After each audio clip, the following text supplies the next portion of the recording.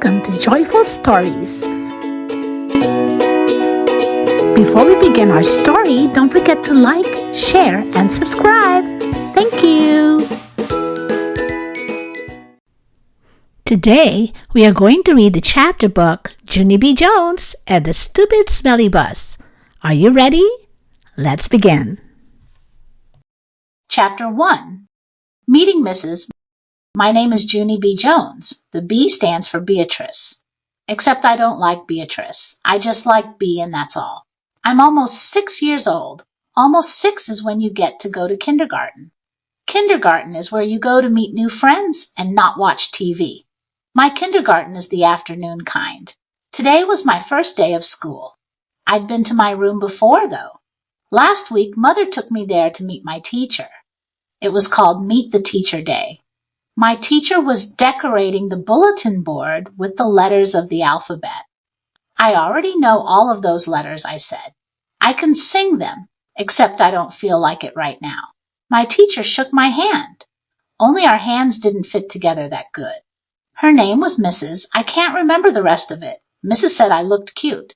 I know it, I said. That's because I have on my new shoes. I held my foot way high in the air. See how shiny they are. Before I put them on, I licked them. And guess what else? I said. This is my bestest hat Grandpa Miller bought it for me. See the devil horns sticking out the sides.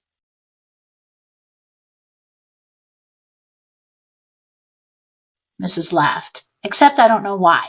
Devil horns are supposed to be scary. Then we walked around the room and she showed me where stuff was, like the easels where we get to paint, and the shelves where the books are, and the tables where we sit and don't watch TV. One of the tables in the front of the room had a red chair. I would like to sit here, I think, I told her. But Mrs. said, we'll have to wait and see, Junie. B, I said, call me Junie B. I hollered the B part real loud, so she wouldn't forget it. People are always forgetting my B. Mother rolled her eyes and looked at the ceiling. I looked up there too, but I didn't see anything. Are you going to ride the bus, Junie B? Mrs. asked me. I made my shoulders go up and down. I don't know. Where's it going to? My mother nodded her head and said, yes, she'll be riding the bus. That made me feel scary inside, 'cause I never rided on a bus before. Yeah, only where's it going to? I asked again. Mrs. sat on her desk. Then she and my mother talked more about the bus. I tapped on Mrs. Guess what? I still don't know where it's going to. Mrs. smiled and said the bus driver's name was Mr. Wu. Mr. Wu, said Mother. That's an easy name for Junie B to remember. I covered my ears and stamped my foot. Yeah, only where's the stupid smelly bus going to?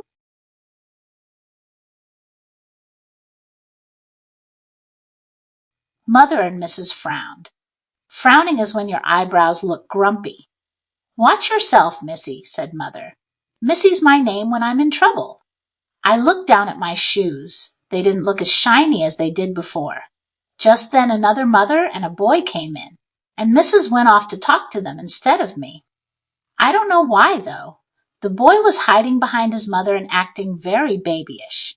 I can beat that boy up, I think. After that, my mother sat me down and explained about the bus.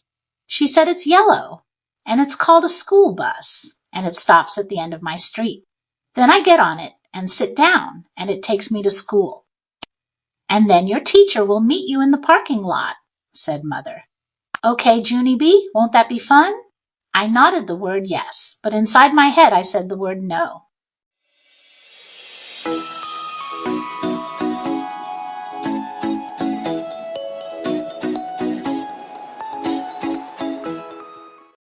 Chapter 2, Feeling Squeezy. I stayed scared about the bus for a whole week. And last night when my mother tucked me into bed, I still felt sickish about it. Guess what? I said. I don't think I want to ride that school bus to kindergarten tomorrow. Then my mother rumpled my hair. Oh, sure you do, she said. Oh, sure I don't, I said back. Then Mother kissed me and said, it'll be fun. You'll see. Just don't worry. I did, though. I worried very much. And I didn't sleep so good either. And this morning I felt very droopy when I got up. And my stomach was squeezy, and I couldn't eat my cereal. And so I watched TV until Mother said it was time to get ready to go. Then I put on my skirt that looks like velvet and my new fuzzy pink sweater, and I ate half a tuna sandwich for lunch. After that, Mother and I walked to the corner to wait for the bus.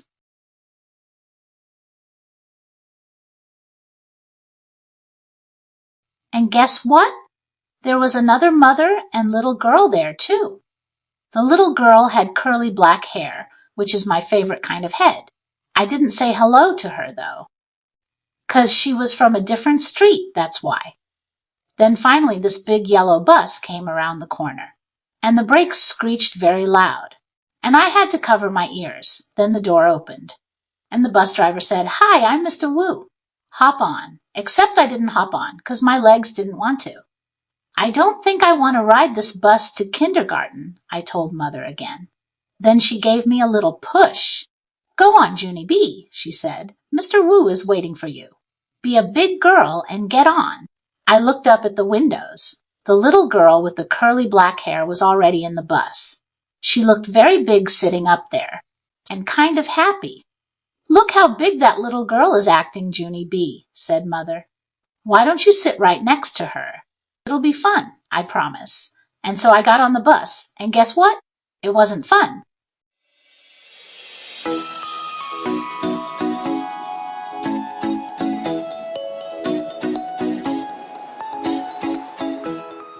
Chapter 3. The Stupid Smelly Bus. The bus wasn't like my daddy's car at all. It was very big inside, and the seats didn't have any cloth on them. The little curly girl was sitting near the front, and so I tapped on her. "Guess what?" I said. "Mother said for me to sit here." "No," she said. "I'm saving this seat for my best friend, Mary Ruth Marble."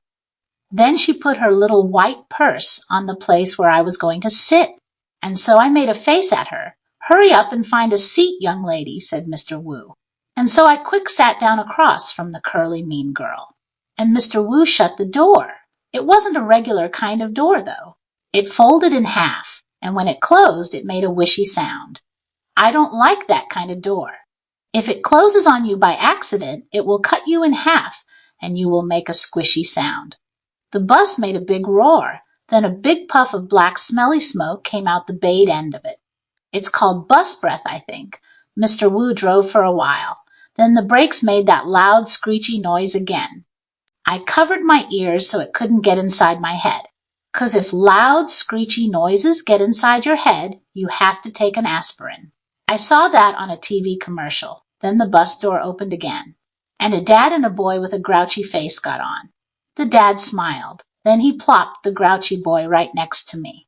"This is Jim," he said. "I'm afraid Jim isn't too happy this afternoon." The dad kissed the boy goodbye, but the boy wiped it off his cheek. Jim had on a backpack that was blue. I love backpacks. I wish I had one of my very own. One time I found a red one in a trash can, but it had a little bit of gushy on it, and Mother said no. Jim's backpack had lots of zippers. I touched each one of them. 1, 2, 3, 4, I counted. Then I unzipped one. "Hey, don't," yelled Jim. He zipped it right up again. Then he moved to the seat in front of me. I hate that Jim. After that, the bus kept stopping and starting, and lots of kids kept getting on. Loud kids, and some of them were the kind who looked like meanies. Then the bus began getting very noisy and hot inside, and the sun kept shining down on me in my fuzzy hot sweater. And here's another hot thing. I couldn't roll down my window because it didn't have a handle. And so I just kept on getting hotter and hotter. And it smelled in the bus, too. The bus smelled like an egg salad sandwich. "I want to get off of here," I said right out loud, but nobody heard me. I hated in the stupid, smelly bus. Then my eyes got a little bit wet. I wasn't crying, though, 'cause I'm not a baby, that's why. After that, my nose started running. Only the bus didn't have a glove compartment, which is where you keep the travel tissues, of course. And so I had to wipe my nose on my fuzzy pink sweater sleeve. Then I stayed on the bus for about an hour or 3, until finally I saw a flagpole and a playground. That meant we were at kindergarten. Then Mr. Wu drove the bus into the parking lot and stopped. I jumped up very fast, 'cause all I wanted to do was get off that stupid smelly thing. Only guess what? That Jim pushed right in front of me. And the curly mean girl did too. And then people started squishing me real tight. And so I pushed them away, and they pushed me right back. That's when I fell down, and a big foot stepped on my skirt that looks like velvet. Stop it, I yelled. Then Mr. Wu hollered, hey, hey! And he picked me up and helped me off the bus. Mrs. was waiting for me, just like my mother said. Hi, I'm glad to see you, she called.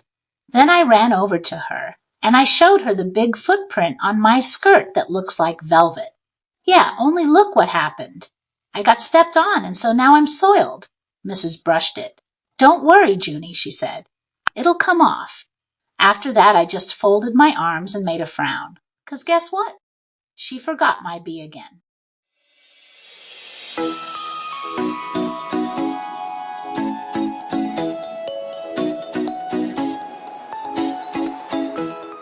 Chapter 4. Me and Lucille and some other kids. Some of the other bus kids turned out to be in my class, too. One of them was that Jim I hate. Mrs. made us line up. Then we followed her to our room. Its name is room 9. There were other kids waiting by the door. When Mrs. unlocked it, everyone squeezed in all at once. That Jim stepped on my new shoe. He made a scratch mark on my shiny toe, the kind of scratch that licking won't fix. Hey, watch it, you dumb Jim, I hollered at him. Mrs. bent down next to me. Let's try to use our quiet voice while we're in school, she said. I nodded nicely. I hate that Jim, I said in my quiet voice. After that, Mrs. clapped her hands together very loud. I want everyone to find a chair and sit down as fast as you can, she said. That's when I ran to the table with the red chair. Only guess what? There was already someone sitting there. A girl with little red fingernails. And so I tapped on her and said, I would like to sit there, I think. No, she said. I am. Yeah, only I already picked that chair out, I told her. Ask my mother if you don't believe me. But the girl just shook her head no. And then Mrs. clapped her loud hands again and said, Please find a seat. And so then I had to quick sit down in a stupid yellow chair, the same stupid color as the stupid yellow bus. After that, Mrs. walked to a big closet in the back of the room. It's called the supply closet. She got out boxes of new pointy crayons and some white circles. Then she passed them out, and we had to print our names on the circles and pin them to our fronts. It was our first work. If you need help spelling your name, raise your hand, said Mrs. I raised my hand. I don't need help, I told her. Grandma Miller says I print beautifully. I used red. But then a mistake happened. I made my Junie too big and there wasn't any room left for my B. And so I had to squish it very teeny at the bottom. I hate this stupid dumb circle. I hollered. Mrs. made the sh sound and gave me a new one. Thank you, I said nicely. Grandma Miller says I print beautifully. The girl with the little red fingernails was faster than me. She showed me her circle and pointed to her letters. Lucille, that spells Lucille, she said. I like that name of Lucille, I said. 'Cause guess why? Seals are my favorite animals. That's why. Then Mrs. passed out drawing paper. And we drew pictures of our family. Mrs. put a happy face sticker on mine. It was very good, except I made my father too teeny. And Mother's hair looked like sticks. After that, Mrs. took our class on a walk around the school. Everyone had to find a buddy to walk with. My buddy was Lucille. We held hands. The boy I can beat up was right in front of us. His buddy was that Jim I hate. The first place we walked to is called the Media Center. My mother calls it a library. It's where the books are. And guess what? Books are my very favorite things in the whole world. Hey, there's a jillion of them in here. I hollered, feeling very excited. I think I love this place. The librarian bent down next to me. She said to use my quiet voice. Yeah, only guess what? Right now, I just like the kind of books with pictures. But Mother says when I get big, I'm going to like the kind with just words. And also stewed tomatoes. The boy I can beat up said, shh. I made a fist at him. Then he turned around. After that, we went to the cafeteria. The cafeteria is where kids eat lunch. Except not when you're in kindergarten. I said. It smells yummy in here. Just like paschetti and meatballs. Then that Jim turned around and held his nose. I smell you, he said. Lucille laughed very hard, and so I stopped holding her hand. The next place we went to was the nurse's office. It's very cute in that place. There are 2 little beds where you get to lie down, and 2 little blankets that are the color of plaid. Our nurse doesn't look like a nurse. She doesn't wear white clothes and white shoes. Our nurse is just a regular color. Lucille raised her hand. My brother said that last year he came here, and you let him take off his shoes, and he got a drink of water and just his socks. That Jim turned around again. I smell your feet, he said to Lucille. This time Lucille stuck out her tongue at him. After that, we held hands again.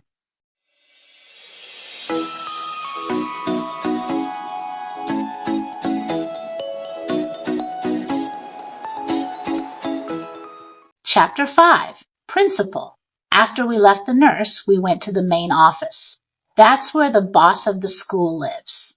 His name is Principal. Principal is a baldy. He talked to us. Then Lucille raised her hand.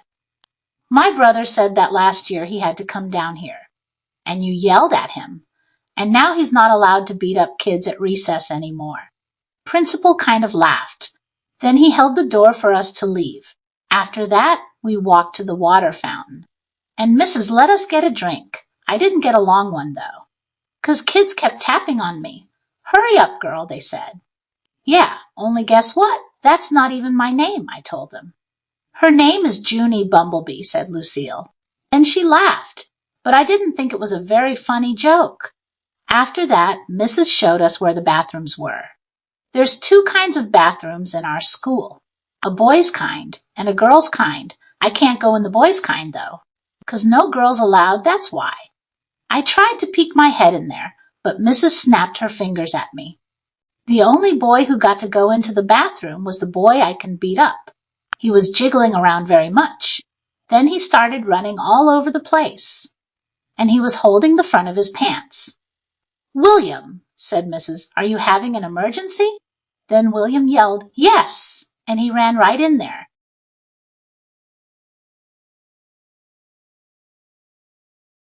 The rest of us walked back to our room. I touched Lucille's fingernails.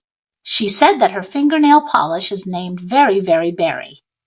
I would like to have my fingernails red too, I said. But I'm only allowed to have the kind of polish that makes them look shiny. Its name is Clear. Clear is the color of spit. I hate clear, said Lucille. Me too, I told her. And also I hate yellow, which is the color of the stupid smelly school bus. Lucille nodded her head. My brother said when you ride home on the bus, kids pour chocolate milk on your head. Then all of a sudden my stomach felt very squeezy again, 'cause I had to ride the bus home, that's why. Why did you have to tell me that for, Lucille? I said kind of grouchy. After we got back to room 9, we did some more work. It was a game to help us learn each other's names. I learned Lucille, and also a girl named Charlotte, and another girl named Grace. Then I learned a boy named Ham, which we eat at Grandma Miller's. Pretty soon, Mrs. clapped her loud hands together. Okay, everyone, gather up your things. It's almost time for the bell. Then I heard a noise in the parking lot. It was screechy brakes, and so I looked out the window, and I saw the school bus. It was coming to get me. Oh no, I said kind of loud. Now I'm going to get chocolate milk poured on my head. Then I chewed on my fingers. Get in line. Get in line, said Mrs. When we get outside, I want all of my bus students to come with me. The rest of you must go to the crossing guard. Everyone was lining up. I was the very last one. Just then the bell rang and Mrs. marched out the door. Then everybody else marched out too. Except guess what? I didn't.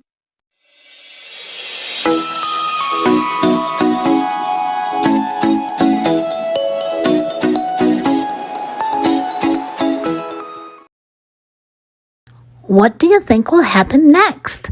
Before we continue, don't forget to subscribe for more stories like this. Hit the subscribe button right now. Thank you. Now, back to our story. Chapter 6, A Good Hider. When you're the very last one in line, nobody watches you. That's how come nobody saw me when I ducked behind the teacher's desk and hid. I'm a good hider. One time at Grandma Miller's house, I hid under the kitchen sink. Then I made a growly sound and sprung out at her. I'm not allowed to do that anymore. Anyway, I stayed scrunched behind the teacher's desk for a while. And then I saw a better place to hide. It was the big supply closet in the back of the room. And so I ran back there very fast, and I squeezed onto the bottom shelf. I squeezed right on top of the construction paper. Most of me was comfortable, except my head was sort of very tight, and my knees were all bended, like when I do a somersault. Then I pulled the door mostly closed. Don't shut it all the way, though. And I mean it, I said right out loud. I stayed real quiet for lots of minutes. Then I heard noises in the hall, and some feet came running into the room. Big people's feet, I think. What happened? I heard someone ask. One of my little girls is lost, said a voice that sounded like Her name is Junie B Jones. And she didn't get on the bus, so now we've got to go out looking for her. Then I heard some keys jingle, and the feet went running out again. And then the door shut. I still didn't come out of the closet, though. When you're a good hider, you can't come out for a very, very long time. I just stayed mere all bended up. And I told myself a story, not an out loud story. I just told it inside my head. It was called The Little Hiding Girl. I made it up. And this is how it went. Once upon a time, there was a little hiding girl. She was in a secret spot where nobody could find her, except her head was very tight, and her brain was squishing out. But she still couldn't come out of her spot, or a smelly yellow monster would get her, and also some meanies with chocolate milk. The end. After that, I rested my eyes. Resting your eyes is what my grandpa does when he watches TV after dinner. Then he snores, and Grandma Miller says, "Go to bed, Frank." It's not the same thing as a nap, though, 'cause naps are for babies, that's why. And anyway, I didn't snore. I just did a little drool. Then finally, when my eyes were done resting, they woke up. And so I came out of the closet and ran right to the window. And guess what? There weren't any cars in the parking lot. And no stupid smelly bus either. Whew, that's a relief, I said. A relief is when your stomach doesn't feel squeezy anymore.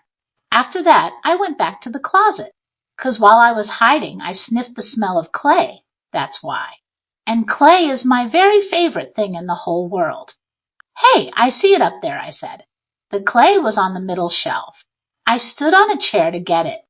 It was blue and stiff, and so I had to roll it on the floor to make it soft and warm. Then I rolled it into a blue orange.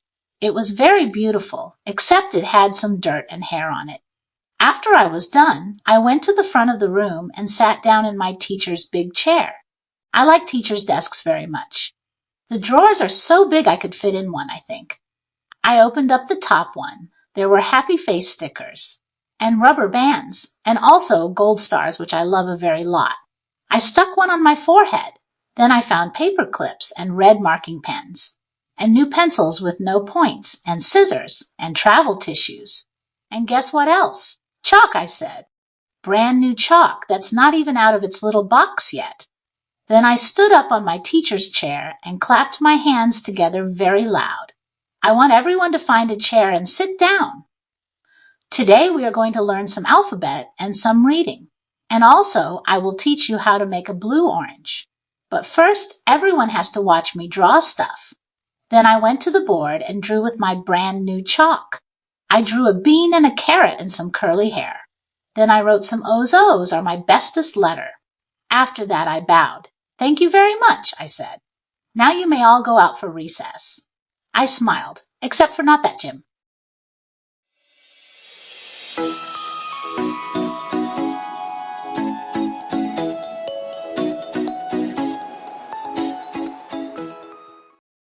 Chapter 7, Peeky Holes and Spying. After a while, I started to get a little bit thirsty. That's what happens when chalk sprinkles get in your throat. I would like a drink of water, I think, I said. Then I put my hands on my hips. Yeah, only what if somebody sees you at the water fountain? Then they might call the Stupid Smelly Bus to come get you. and so you better not go. I stamped my foot. Yeah, only I have to go, 'cause there's dumb chalk in my throat. Then all of a sudden I got a great idea. I pulled a chair over to the door, and I peeked out the window at the top. I'm a good peeker.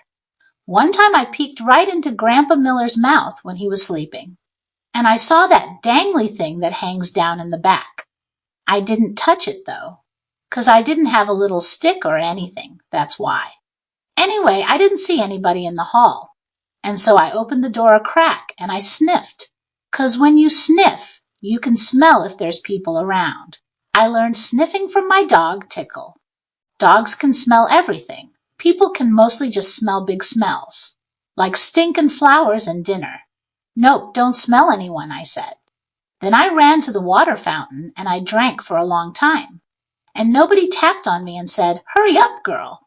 After that, I stood on my tippy toes, and I tippy-toed to the media center, 'cause I love that place, remember? The media center is kind of like a fort. The shelves are like walls, and the books are sort of like bricks, and you can move some of them around and make peeky holes. Peeky holes are what you spy out of. Then if you see somebody coming, you can make your breath very quiet, and they won't find you. I spied for a long time, but nobody came. The only people in the media center were just me and some fish. The fish were in a big glass tank. I waved at them in there. Then I stirred them with a pencil. I love fish very much. I eat them for dinner with coleslaw. Just then I saw my most favorite thing in the whole world. Its name is an electric pencil sharpener, and it was sitting right on the librarian's desk. "Hey," I said, very excited, "I think know how to work that thing." Then I looked in the desk drawer, and guess what? There were lots of brand new pencils in there. And so I sharpened them. It was funner than anything, 'cause an electric pencil sharpener makes a nice noise, and you can make pencils as teeny as you want. You just keep pushing them into the little hole, and they just keep on getting teenier and teenier. It doesn't work on crayons, though. I tried a red one. Then the pencil sharpener slowed way down, and then it made a rrr sound. And after that, it didn't go any more. Just then I heard a noise. It was walking feet, and it made me scared inside, 'cause I didn't want anyone to find me, that's why. And so I squatted way down and looked through my peeky hole. Then I saw a man with a trash can. He was singing "Somewhere Over the Rainbow." That's a song I know. It's from my favorite movie, which is called The Wizard of Oz. The man with the can didn't see me. He walked down the hall. Then I heard him go outside. I stayed squatted down for a long time, but he never came back. "Whew, that was a close one," I said. And so then I ran to find a better place to hide.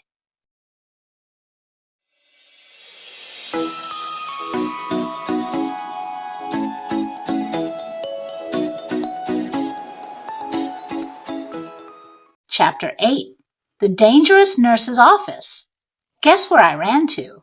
Straight to the nurse's office, of course, 'cause there's those little plaid blankets to hide under. There's other neat stuff in there, too, like a scale to weigh yourself, and a sign with a giant E in other letters. The nurse uses the sign to test your eyes. She points to the letters, and you have to yell out their names. You have to yell the E the loudest. That's how come it's so big. And guess what else I saw in the nurse's office? Band-Aids, that's what. I love those guys. They were on top of the desk, and so I opened the lid, and I sniffed them. I said, 'cause Band-Aids smell just like a brand new beach ball. Then I dumped them out. They were the most prettiest Band-Aids I ever saw. They were red and blue and green, and also yellow, which is the color I hate. And they were different shapes, too. There were squares and circles, and some were that very long kind, which are called tangles, I think. I put a green circle on my knee. That's where I fell down on the sidewalk last week. It's mostly all better now, but if I press it very hard with my thumb, I can still make it hurt. After that, I put a blue tangle on my finger. That's where I got a splinter from the picnic table. Mother pulled it out with tweezers. But there's still some table in there, I think. Also put a red square on my arm. That's where Tickle scratched me, because I got him all wound up. Just then I saw the nurse's purple sweater. It was hanging on her chair. I put it on. "Now I'm the nurse," I said. Then I sat down, and I pretended to call the hospital. "Hello, hospital. It's me, the nurse. I need some more Band-Aids and some aspirins and some cherry cough drops. Only not the kind that make your mouth feel freezy.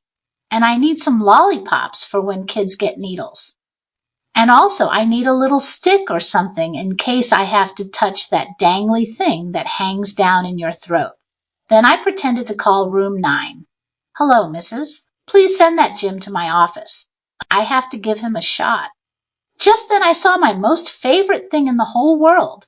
They were near the door, and their name is crutches. Crutches are for when you break a leg. Then the doctor puts it in a big white cast with just your piggies sticking out. And you can't walk on it. And so she gives you crutches to swing yourself. I ran over and picked them up. Then I put them under my arms. Only they were way too long for me. And I didn't swing that good.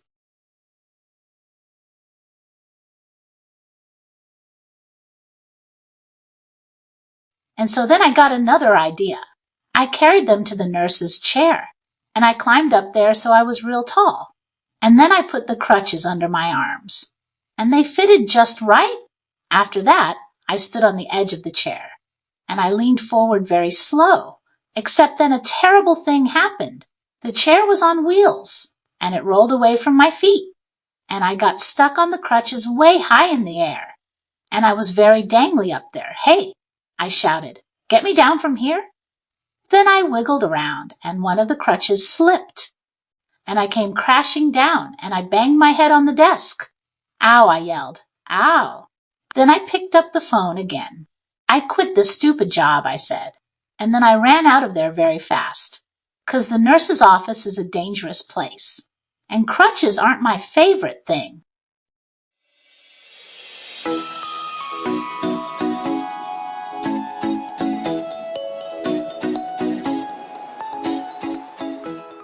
Chapter 9. Zooming Speedy Fast. I like running inside the school. It's funner than running inside your house. In school, you can zoom with your arms out like a jet plane, and you don't knock over the furniture. And also, the head doesn't get broken off your mother's bird statue, which used to be a blue jay, I think. I zoomed straight to the cafeteria, 'cause there's a lot of tables to hide under in that place. Only when I tried to open the door, it was all locked up. And so then I ran to another room across the hall. Only that stupid door was locked too. "Hey, who did all this dumb locking?" I asked. Then I started jiggling up and down. 'Cause I was having a little bit of a problem, that's why. The kind of problem that's called personal. And it's about going to the potty. And so all of a sudden I had to run down the hall speedy quick. Right to the girls' bathroom. Only guess what? When I got there, that stupid door wouldn't open either. And so I kicked it, and I hanged on the handle. 'Cause I weighed 37. "Open up and I mean it," I yelled. But the door kept on staying shut. "It's emergency," I shouted. And then all of a sudden I remembered about that boy I can beat up. 'Cause he had emergency too, and he got to go into the boys' bathroom. And so I zoomed across the hall, and I pulled on the boys' bathroom door. But that dumb thing was locked too. "Stupid, stupid doors," I hollered. After that, I started to jiggle up and down very fast. Oh no, now I'm going to have an accident on my skirt that looks like velvet. Only just then I remembered something else about emergencies. 'Cause Mother told me what to do if I ever needed help. And its name is called 911. And so then I ran back to the dangerous nurse's office. 'Cause that's where the phone was, of course. And then I picked it up, and I pushed the 9 and the 1 and another one. "Help! This is emergency," I yelled. "All the doors are locked in this place, and now I'm going to have a terrible accident." Then I heard a voice on the other end. She said for me to calm down. Yeah, only I can't, 'cause I'm in big trouble, and I'm all by myself, and I need help real bad. Then the lady said to calm down again, except for I couldn't stand still. And so I just hung up and ran right out of there. And I just kept running and running till I got to the big doors at the end of the hall. And then I run right outside. 'Cause maybe there might be a little toilet out there or something. Except I didn't see one. All I could hear was sirens. Loud sirens were all over the place. And they kept on getting closer and closer. And then a big green fire truck came zooming right around the corner. And a white police car and a fast red ambulance. And guess what else? They turned right into the school parking lot. And so I stopped jiggling for a second. And I sniffed the air. Only I couldn't smell any smoke. Then I heard a grouchy voice. "Hey, hold it, Missy," it yelled, and I got very scared inside. 'Cause Missy's my name when I'm in trouble. I turned around. It was the man with the can, and he was running at me. "Hold it right there," he hollered again. And then I started to cry. Yeah, only that's the trouble. "I can't hold it," I said. "I already holded it all I can. And now I'm having emergency, and all the bathrooms are locked. And now I'm going to have an accident very quick." And then the man with the can didn't look so grouchy anymore. "Well, why didn't you say so, sis?" he said. Then he pulled a big bunch of keys out of his pocket, and he grabbed my hand, and then him and me zoomed back into the school, speedy fast.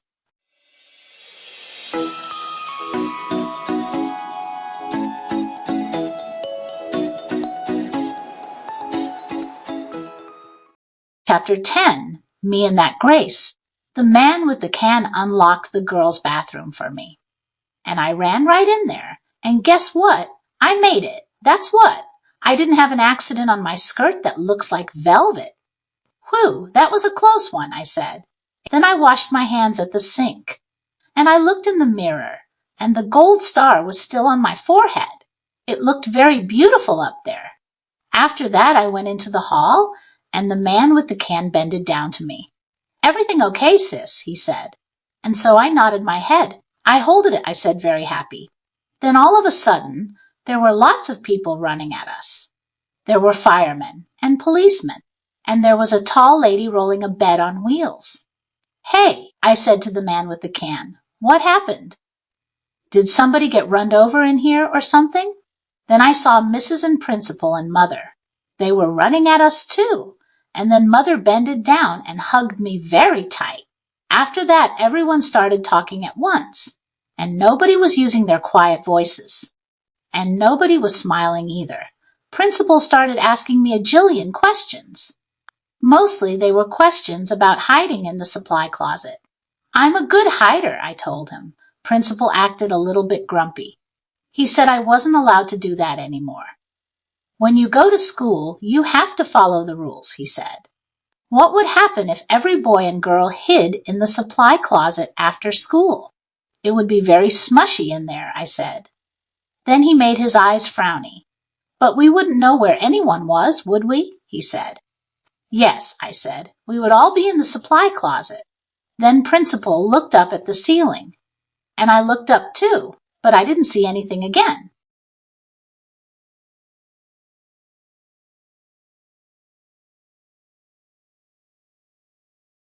After that, Mother looked at my Band-Aids.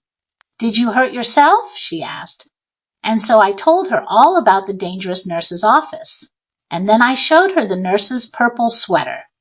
And she made me give it back. After that, everybody started leaving. The firemen and the policemen. And also the tall lady with the bed. Then finally, my mother got to take me home. And guess what? I didn't have to ride on the stupid smelly bus. Except the car wasn't that fun, 'cause Mother was grouchy at me.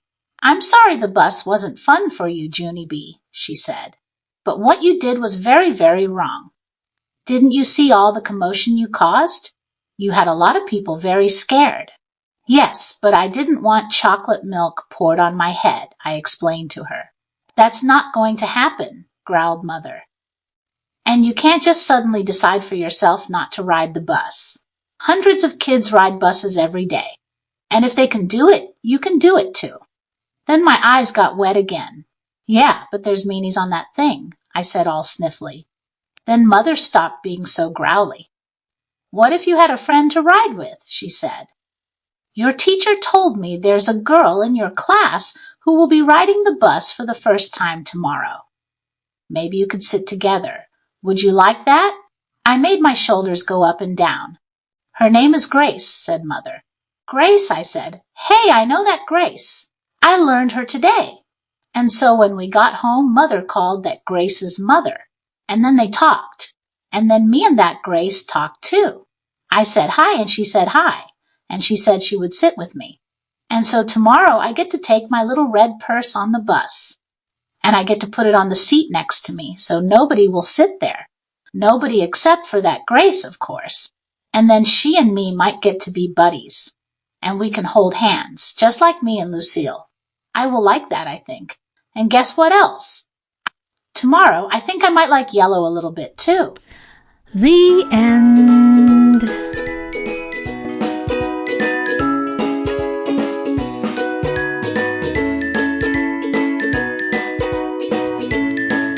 Thank you for watching. See you next time.